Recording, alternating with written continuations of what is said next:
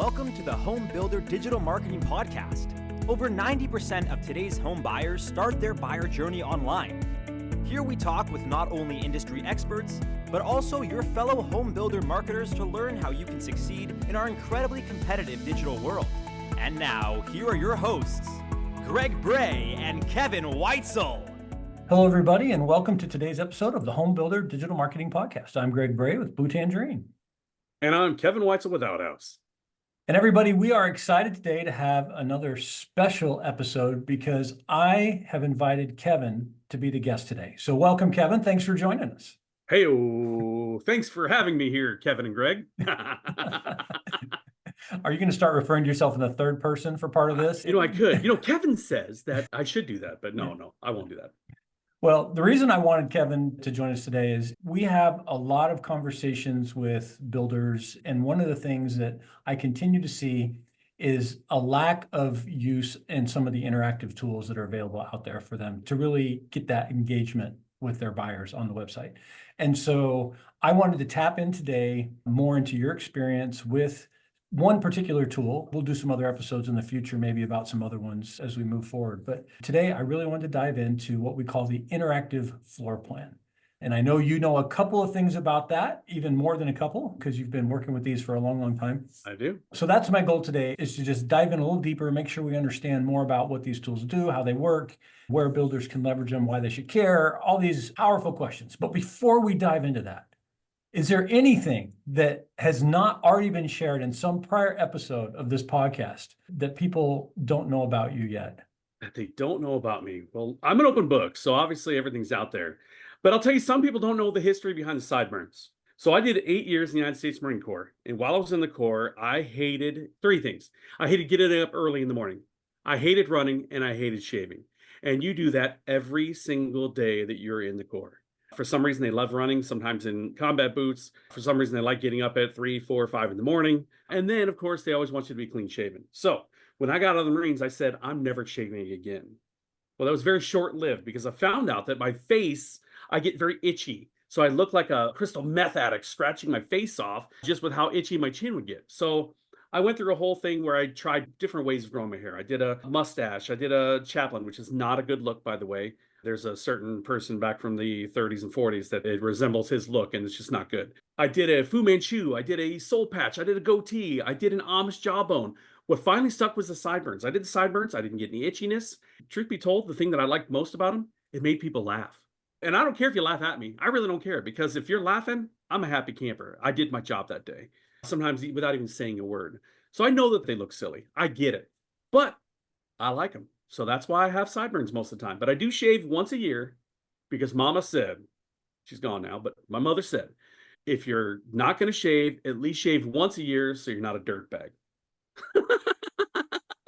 Oh, I'm going to have to confess, Kevin, that I haven't shaved part of my face in longer than a year. So I'm not sure what your mom would think about that. You don't want to be a dirtbag, Greg. Yeah, I know. You don't want to do it. Well, Kevin, I appreciate you sharing that because I don't think everybody knew that. But everybody does recognize the sideburns. They are well known and distinctive. It's part of the Kevin persona for sure. All right, but Kevin, into the good stuff, right? For those who do not know, what are we talking about when we say interactive floor plan? What is it? So I'll start with saying that not all interactive floor plans are created equal. Some are very basic, some are more complex, some are static, some are 3D. But in all reality, the interactive floor plans were developed back in 1994. That was when Outhouse developed their first one, was in 1994. It was actually originally created for luxury apartments, like for Mark Taylor type communities, those type of thing, or Christopher communities. And it was meant to just be a furniture planner. So when somebody was considering renting an apartment or buying a high-end condo, that they could determine how their furniture was going to be placed within that unit. We had an exec over at Mary Homes, which is now Tri-Point Homes. They saw it and played with it, and they were like, we need to have these. So we gave them a 1-year exclusive on our IFPs. For 1 year, Mary Kay was one of the only home builders, if not the only home builder in the United States that had interactive floor plans. So for 1 year, they got to play with them. They saw some pretty interesting stats, which I'll get into later, but that's pretty much the origin of it. Basically, in an interactive floor plan, instead of having a static floor plan on your website that can be expanded and made bigger, it is actually your floor plan that allows you to see how the floor plan can be configured with various structural options. Yeah, and just so everybody's clear, we're going to use the term IFP for interactive floor plan because, we have to abbreviate everything. That's just the way we do it. So those two things are interchangeable for those who may not be familiar with that term as well. So Kevin, I know that, well, I was going to say back in the day, but actually still very common is that floor plan like printout that has kind of the base outline of all the rooms. And then over here on the side, there's like, oh, the third bedroom or the office or, the second story or whatever it might be, or the 3-car garage instead of the 2-car garage. And for those of us who are not quite as visual as some others, figuring out how that actually comes together without 20-page brochure is really kind of challenging. And I think that's kind of the challenge that you're trying to solve here with this tool. Am I correct? It actually is. In 2013, there was a study done at IBS by the NHB, and that study was basically putting a floor plan with transparencies of 10 common structural options. And you would be floored. Your jaw would literally hit the floor if you heard the stat of how many home building professionals could not put all 10 structural options overlaid on top of the floor plan in a reasonable amount of time. You ready for this number? I'm ready. Hit me. 27%. So Wow. only 27% of the people that did this little test with 10 common interactive structural options could place those transparencies over the frame. And that's people in our industry. So think about how many of your home buying customers, your potential home buyers, are going to struggle with that same factor. Then when you have it as a static format on your website, you have to determine, okay, is it a dotted line that they can see that there's an option? Is it separated onto a completely different page or, a completely different link that they have to click on? Or is it just detached where it's off of the floor plan and then who knows if it's geographically close to where it aligns with the floor plan itself? So you're basically setting your potential home buyer up for failure and not being able to realize and visualize how those can be seen on their plan. Well, and then you get into the complexities of, well, if you choose A, B doesn't fit. So you can't have both of those. And you've got Correct. these mutually exclusive things. And then you've got all the different combinations that are just almost impossible to represent on paper at all because, there's just too many choices. I could do A, B, and C or without C or plus D or whatever. It's just crazy. Yeah, you can have nested options, conflicting options. Like you can't do a covered porch, an open deck, and sunroom all in the same location. So you have to pick one or the other. And when you pick one, the other two disappear or just go away or not clickable. If you pick an owner's bathroom suite that has 2 sinks, well, then you have the option of a Roman tub or maybe a standalone shower or walk-in shower. A lot of those things are going to stack on each other. So those need to be nested. So if you select X, then Y can be selected as well. So then it sounds like one of the benefits is just helping communicate what's possible to buyers. What are some of the other reasons that builders should care about this tool? What are some of the other benefits that come with it? So I call it the 40-40-40 rule. This is all data that came to us directly from, and luckily they were forthcoming with their data because a lot of home builders, they'll give you the initial stuff, like here's the time spent on page, here's how many leads we get. And we can see that too, just from being able to track the analytics of it. But what they gave us was their actual numbers. They saw a 40% increase in leads. So that was almost instantaneous. 2, they saw a 40% increase in structural option sales. And this was a study of over about 6 months' time. So they saw an increase of structural option sales by 40%. And that's where the margin is. You got a lot of margin in those structural options because you can bake it into that pricing versus just trying to stay competitive with the price of the home.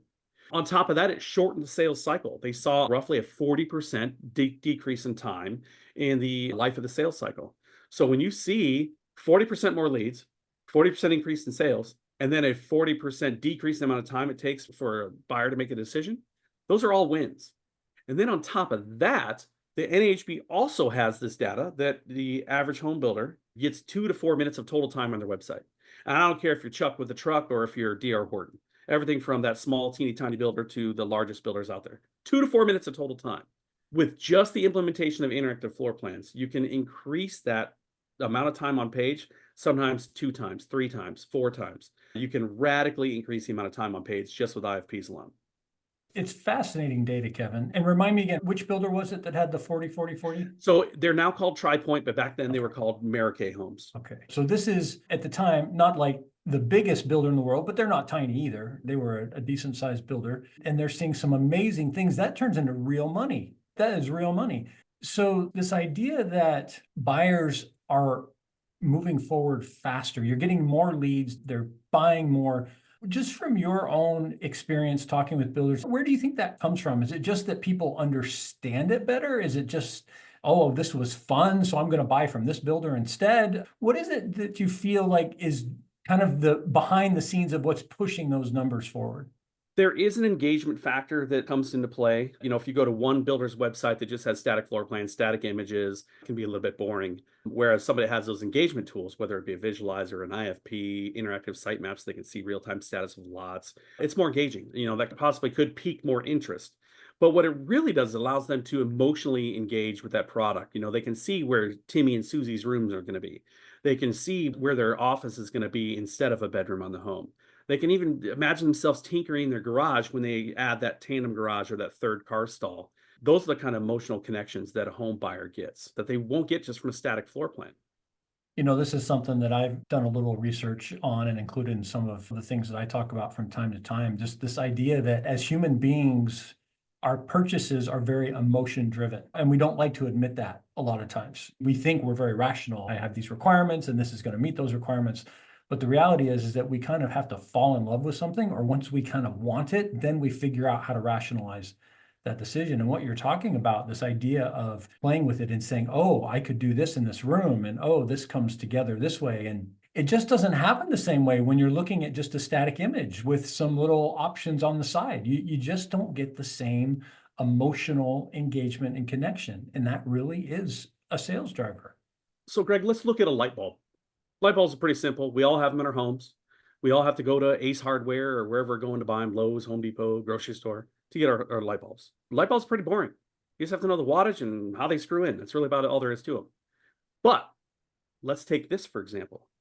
If I had a website that showed a light bulb, everybody knows what that light bulb looks like. However, if I had an interactive tool that showed you how the room would look using a smart bulb, you could change the tone of the room, the lighting function of the room. You can put a dimmer on it. You can even change the hue to where it has more of a pink hue versus a yellow hue or a daytime glow.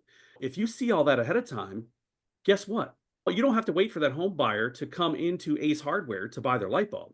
They're coming to Ace Hardware with their flyer in hand that they printed off at home that says, I want this light bulb that does all this cool stuff. Same thing with their floor plan.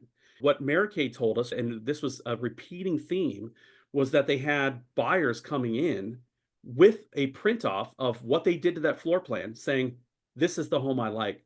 I'd like to buy it. How much is it? That's powerful. That's powerful. We'll have to find a salesperson who's had that happen and just kind of compare how that goes. They know what they want. They're ready to move forward. No wonder they move through the process faster because they've already moved through a chunk of it on their own before they even started talking to you. That's a powerful use of the technology. All right, so a builder's going, well, of course I want 40% more leads and 40% more option sales, and I want everything to move faster. What are some of the ways that you actually put this into the website? It's kind of a separate little piece of content, and you have to use it somewhere, somehow. What are your recommendations around that? So there's stats behind why I recommend one way versus another. The general rule is never let them leave the car lot. Never let them leave the website. So most website designers want to put them on the website in an iframe or a modal to where it's just contained in a picture frame, if you will, on the website. So therefore, they never leave. But I can tell you that if you have what's called a responsive open, whereas that's where you click a button that basically says personalize this plan or customize this plan, and it opens up a new tab, the difference is your lead generation. And I don't know why this occurs, but keep in mind, we developed the IFP back in 1994. We've been tracking Google Analytics since 1998 or 1999. We've been tracking analytics from Google Analytics since 2005. And then when the iPhone came out in 2008, we converted it to mobile first. Not mobile friendly, but mobile first. So we had to make sure that all the functionality worked on a phone before we would roll it out again to that next iteration on an improvement to a website. So we've been tracking this data for a very long time.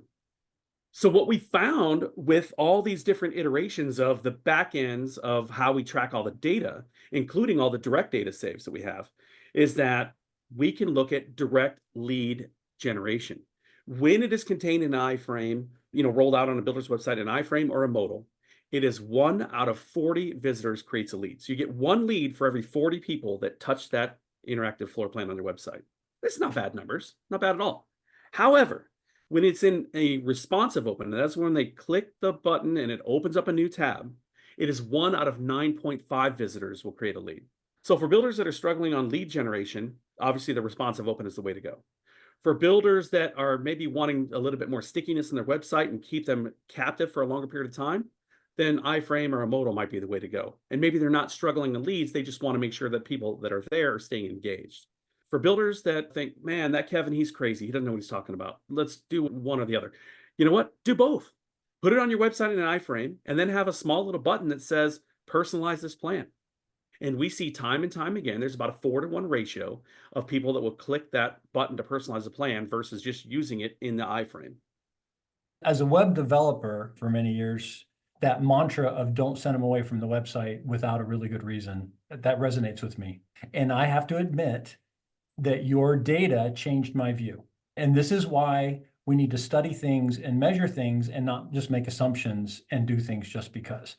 Now, I do think that advice came from early days where there were a lot of people who didn't understand what was happening when a new tab was opened. Remember those days where people who were just learning how to use the internet and was like, Yeah. Where'd it go? I hit back and the back button doesn't work anymore. And they got confused, right? But today's internet user understands tabs. Frankly, I've seen some people with some crazy number of tabs open on their computer from time to time. It just blows my mind how many tabs I've seen some folks have open. So I think that reason to do it has changed a bit. But at the end of the day, we can't argue with the data. We cannot argue with the data. If your goal is lead generation and you are tracking it, that's what's working. And again, if you don't believe it, then test it yourself, like you said. Run your own test, do some A/B testing, do some different types of options there to figure it out, because we want to use the tools the best way possible and not just let a web designer pick just because they like the way it looks or likes the way it flows differently. That's not the idea here. We're trying to get leads.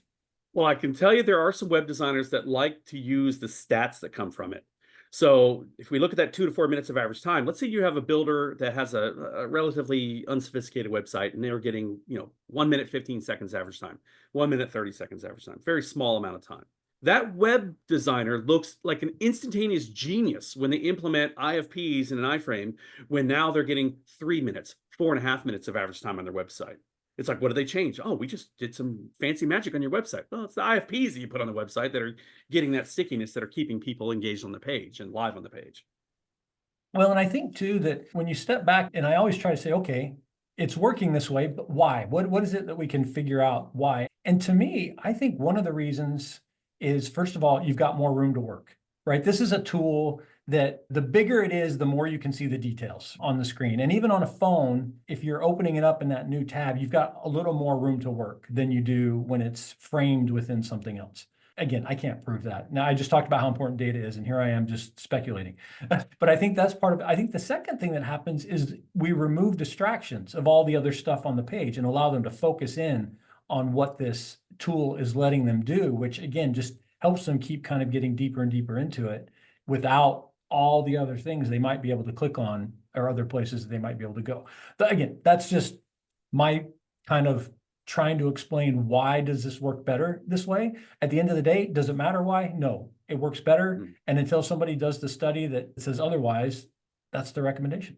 Well, I'll tell you, speaking of studies, we were a little bit concerned that AI was going to create a problem, because the AI search engines and the AI bots would not be able to see what was contained in those iframes.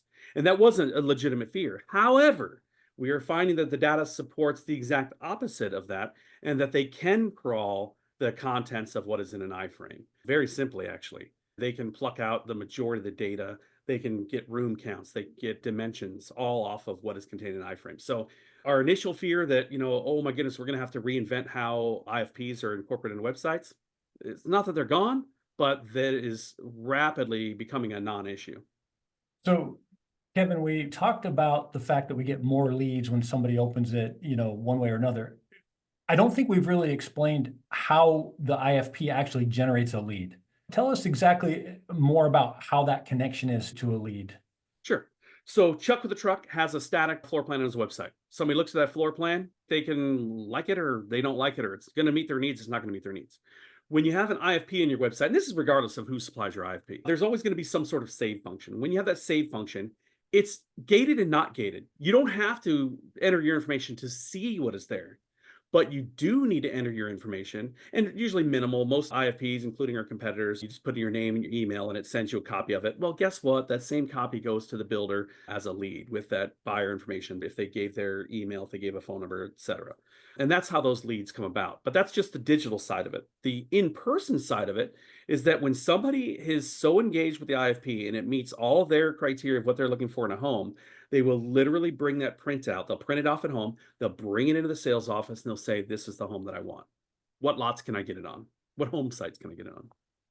Kevin, I think this is a good reminder just in general that when we ask people for their personal information, we have to be giving them something in exchange for that. And in this case, what we're giving them is the ability to save what they've done and be able to come back to it later and share it with their significant other or somebody else, or work on it some more the next day or something like that. And that type of functionality has value. Well, of course, it makes sense to me that I have to create some type of an account if I want to save it and come back and find it later. We're all very used to that as computer users and internet users. And so that's the give and take. If you force them to do it before they can play with it, they're like, I don't know, what am I going to get type of a thing. Why am I giving this up? Now, of course, I'm guessing that you don't recommend to builders that the instant somebody hits save and creates that account, that their phone's ringing from a salesperson saying, hey, I saw you save this interactive floor plan. Can you meet on Friday to talk about it? Well, that's the thing with IFPs, is that you can integrate those with your CRM. So instead of having to clerk the information in from a spreadsheet, it API connects it and pushes it directly into your CRM, no matter who you're using, if it's Lasso or Sales Simplicity or HubSpot, Top Dollar Solutions, it doesn't matter. Any cloud-based CRM, that client data can be pushed directly in. Then it just comes down to the internal policies that the builder has. Do we reach out to them 5 seconds after they place the lead? The beauty of an IFP, just like the beauty of self-guided touring, is that your office doesn't have to be open for those leads to flow in. You don't have to have somebody manning a sales center. If Susie is looking at a home plan at 3:45 in the morning and she saves that plan, when you get in the office at 6, 7, 8, 9, then that lead is going to be in your inbox, ready to rock and roll, and it's already going to be in your CRM. You'll already have the notification that says that Susie wants this plan with these settings. This is how she saved it, how she configured it. Then it's just a question of your internal policy. What is your outreach? Well, I've even talked to some builders, Kevin, who have mined that data for a whole different purpose beyond the leads, where they've said, hey, you know what? We're seeing trends that this type of option is more popular than that type of option. And they've been able to restructure which one they lead with in their marketing. Yes. And kind of what's the default setting of, do we default with a 3-car garage or the 2-car garage, with the other one being the option, right? And they've been able to change that messaging and use that as a way to engage at a different level too. Are you seeing trends along those lines as well? Absolutely. So back before GA4 and that horrible new iteration came out, I'm sure there's some wins on it, but as far as my opinion, I think there's a lot of shortcomings that it has. But we've been using Google Analytics backend tool on our IFP since 2005. With that, we set up a template where it would show obviously all the general stuff, what area of the country they came from, what their zip code was, how long they stayed on the page, how many unique users, yada, yada, yada. But what we also kept track of was your 10 most popular plans by clicks, your 10 most popular plans by time spent on the plan, and then your 10 most popular options. So there was a time frame roughly around 2016, 2017, where every single builder that we had that had a walk-in shower as a clickable option, it was always in the top 10, sometimes more like the top 3, top 4. However, when we progressed into COVID, the option that we saw almost immediately take over the number 1 spot was an office. Do you have a bedroom that converts to an office? That ranked right up to the top. So when you look at those factors, yeah, you can actually now replan your plans, because you can look at what plans you sell. We sell this plan 60% of the time. We sell this plan, 31% of the time. We sell this plan 15% of the time. And then the rest of them just sit there and collect dust. You can also look at how often you sell option 1, 2, 3, or 4, or 5. But why are you selling option 1 when they're clicking on option 2 and 3, but never selecting option 2 and 3? Are they not selecting 2 and 3 because of poor design? That the cost is too much? Let's talk about cost too, Greg. Was it that, it just didn't make sense for that particular buyer? But why do so many buyers, buyer after buyer after buyer, or lead after lead after lead, they buy X, Y, or Z, but they don't select A, B, and C? So why do you even have A, B, and C as part of your plans? Or why do you not have X, Y, Z be the default on the plan, like you stated? Well, and I think in this case too, a builder can probably get that data from their sales of what they actually sold. But we're talking about being able to get that insight much earlier in the process because Yeah. these are people that haven't bought yet potentially and are just playing around. And we talk about emotional engagement. Somewhere along the line, I have to see that plan and say, this looks like something I want to explore deeper. And if we can get the defaults of what they're seeing to be closer to what's more popular, more interesting, the chances of pulling them into that conversation and saying, oh, yeah, that does look like a plan I want to learn more about is just going to be that much easier to do. All right, but you want to talk about cost implications. I want to talk about the cost because just like you can API connect it to a CRM, you can also API connect it from an ERP. So if you're using a cloud-based ERP system, there's several out there that are high quality. There's E1, there's Mark Systems, there's North Star, there's tons of great ones out there. But if you're using one of these cloud-based ERPs and you're keeping track of all the data for your pricing and your estimation, why not have that customer facing? You can literally have that API connected, and then when you're selecting that you want to do a den in lieu of a bedroom, guess what? That's going to real time cost you, instead of a $389,000 house, well, I add 15,000 to it. Or if you're going to do an extended porch, that's going to add 6,000 to the cost. Have it show in real time when they click it. Not only that, but you can also show real time square footage as well. So all that stuff can show in real time when you're connected. And with ours, you can actually manually input it as well. So for smaller builders that are less sophisticated, or maybe they can't afford or aren't to a point where they can afford to have an ERP, then we can have it as a manual entry as well. But yeah, real-time pricing. There's tons of data that supports that buyers not just want, but expect to see the pricing before they actually walk into a sales center. So, Kevin, two other scenarios to consider. All right. We've got the custom builder who's like, oh my, I do everything unique and custom. There's too many options. Does this tool ever work for them? And then on the other hand, the builder who does no options. This is it. This is what we build. This is how we build it. No real choices at all. Do both of those have a use for a tool like this, or is this more for the folks in the middle? So yes, the answer is yes. If you're talking about an extreme design build, architecturally based home builder, where they're basically sitting down with a blank sheet of paper and they're creating a holding plan, of course, IFPs are not the answer or the solution there. However, the custom builder that starts off with a basic plan and then just manipulates that plan to fit the customer's needs, it absolutely makes a difference. So our friend Bob Schultz has a quote that I love saying to this day. He says there's three kinds of builders out there. You've got production builders on one end, you have custom builders on the other end, and then sandwiched right in the middle is semi-profit builders. And he says that they're semi-profit builders for a reason, because they're competing against production builders in that price spectrum, but they are giving the same nuances and eccentricities and the hand-holding that a custom builder would give. But the reason why he calls it semi-profit is because they don't charge for that servicing and that hand-holding. So it winds up eroding their profitability. So what we recommend using an IFP for is when you have honed in a few, like let's say you have a half a dozen plans that you can do an iteration of these plans and suit 80% of your buyers. Predetermine some options that are smart, that are popular, that are a known entity of how much it costs to implement it, and make those standardized options. Have that be part of your repertoire of that plan, of those series of plans. And then if somebody wants to customize and pass that, well, then charge them tooth and nail. Charge them until they can't afford to pay it anymore for that full custom experience. But this allows you to maintain that profitability because you already know what everything is going to cost. You've already value engineered it. You've already looked at the estimations of what it's going to cost you to implement X, Y, and Z into that plan. So make it part of your IFP. And then you can still go further custom past that, but make those options part of your IFP so you can elevate that profitability back to where it should be and afford you those pain in the butt clients that erode profitability. All right, but what about the builders that do no options at all? No options at all. So a couple of things. One, when they see that static plan on a website with no options, again, they can see everything they need to see there. However, they don't print it. They can't save it. They can print it. You can print screen, but they're not saving it. So by having an IFP, you can save it. But even above and beyond that, why not give your potential home buyer and your end result home buyer, your actual buyers, a furniture planner, a space planning tool? So with our IFPs, we have a 2-scale, you'd be amazed how many of them aren't to scale, but a 2-scale furniture planner where you can actually space plan your entire home. Print that off, give it to your moving company, and now they've got a planogram to not only put boxes in the rooms that they're labeled for, but put the furniture not only in the room, but exactly where they want it. There is an actual benefit to it. Plus, it has a nice, clean look versus a PDF that they have to click on to open up or make bigger. It's a very, very clean, predictable look.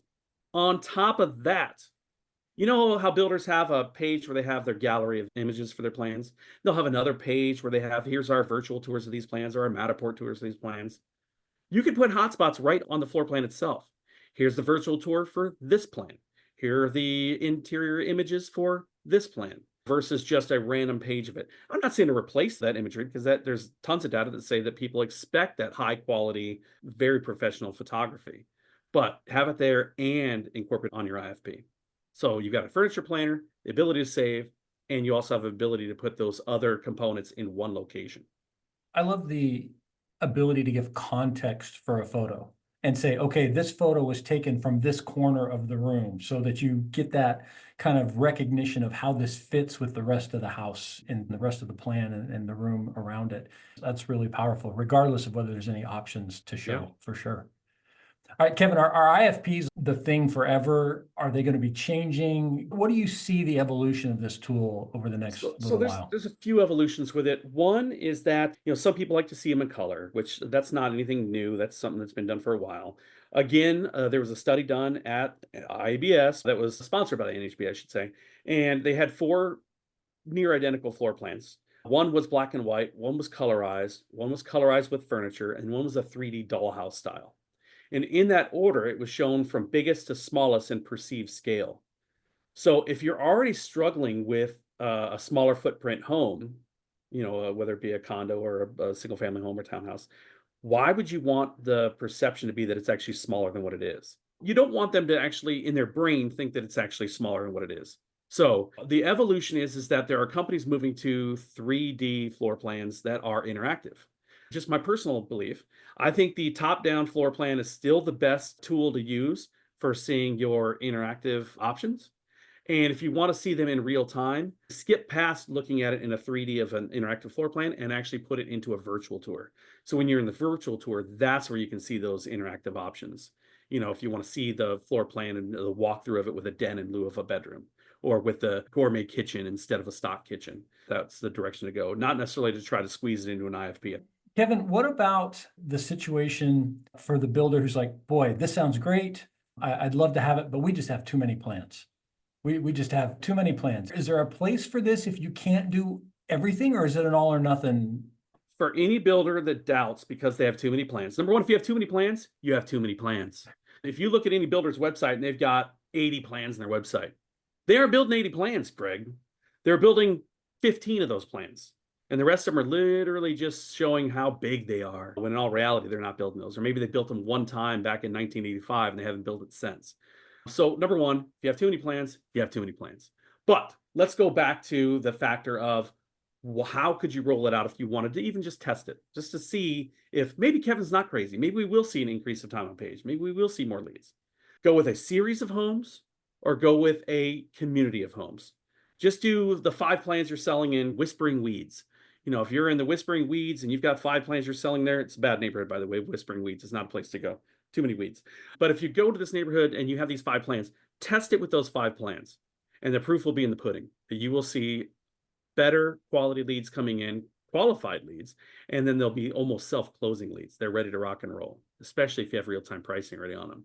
Or do a series. A lot of builders separate their series out into, like here's our standard homes, here's our signature homes, here's our luxury models. Go with a series and just test it that way. And almost every single time, you're going to see a benefit from it. It doesn't take very many incremental sales to pay for this stuff. Just doesn't. There's a funny saying, well, how much are they? Well, how much are all the sales that you're losing because you don't have them? That's a better question. How many sales am I losing because I don't have these? I don't know. I don't know the answer to that question, if it's even qualifiable or quantifiable, but it is a legitimate response question. And it's a very valid question that's very difficult to measure, as you were saying, Kevin. What are we missing out on because the person moved on to the next builder's website and never even finished because we just didn't capture them and engage them? And it's hard to say, oh, we know we're losing something, but you're losing something. Again, if you just sell 1 more home a month, holy cow, that's a lot. But if you're talking about 40% increase in leads, that's huge. That That's is a huge. very common number. And we see that from builder after builder after builder. And keep in mind, we've been tracking that since the analytics came out in 05 and since Google came out in 98. We've been tracking all of this in addition to our internal tracking as well. So we know that those numbers are factual and very replicatable. But I'll tell you, there's one mistake the builders make there, Greg. You want to know what it is? I do. They trust their website company to allow them to fail. And here's why. You ever seen that little kid's book called Where's Waldo? I have. Well, if you spend the money and invest in technology, no matter what it is, but in this case, since we're talking about IFPs, if you don't follow the 2-3 click rule or the 1-3 click rule, whichever school of thought you follow, and it takes you 7 clicks and 5 scrolls to get to an IFP, you're playing Where's Waldo with that very engaging and lead producing content that you have on your website. And I see that time and time again, where maybe their website company that doesn't understand what the IFP is going to provide for the builder, and they bury it on the website to where it's very difficult to find. Or instead of having an actual action button that stands out, it'll just have a one line with a little underline below it that's supposed to let you know to click it for something, which a lot of people will avoid those because they don't want to be sent somewhere else. So yeah, avoid letting your website company play Where's Waldo with the product you spent money on. Well, Kevin, this has been a great conversation. There's been a lot of information here, a lot of insights, and I think that folks who really haven't embraced this technology yet need to take a second look and give it a little more attention. But just any last words of advice or thoughts before we wrap up that you wanted to share today? Yes, although not all interactive floor plans are created equal, because they're not. No matter where you are as a home builder in your digital prowess, if you don't have interactive floor plans and you're still using static floor plans, there is boatloads of data that supports that you should implement these things yesterday. You need them on your website. So whether you come to us or to one of our competitors, preferably Outhouse, no matter where you go, get some IFPs, test them on a community, test them on a series, and put them into action. And I promise you, you will see results from it. Well, Kevin, thank you for sharing with us today and being with us. And thank you, everybody, for listening to the Home Builder Digital Marketing Podcast. I'm Greg Bray with Blue Tangerine. Hey, and I'm Kevin Weitzel with Outhouse. Thank you.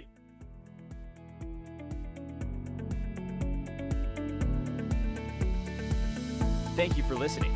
To learn more about how Blue Tangerine and Outhouse can help you generate more qualified home buyer leads, visit bluetangerine.com and outhouse.net. If you've enjoyed our show today, please tell a friend, leave us a review, and subscribe on your favorite podcast platform. Be sure to join us again on the Home Builder Digital Marketing Podcast.